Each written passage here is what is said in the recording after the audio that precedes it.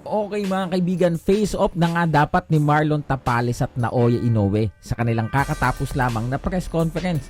Pero mga kaibigan, unexpectedly mga kaibigan, pagkatapos po nilang magkamay, diretso sibat si Naoya Inoue. At ito naman po mga kaibigan, habang po sila ay nagpipictorial at ito po, dala-dala ang kanilang mga world title belts. Mga kaibigan, nandito po si Bob Aram. At nandyan din po si Sir Sean Gibbons at si Mr. Ohashi. Ganon din po kanilang mga respective trainers.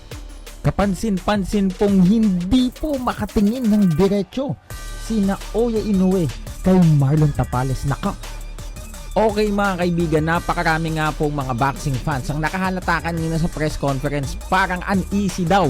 Hindi po mapakali si Naoya Inoue mga kaibigan. Samantala naman ito pong si Marlon Tapales chill-chill lang, relax lang mga kaibigan at loose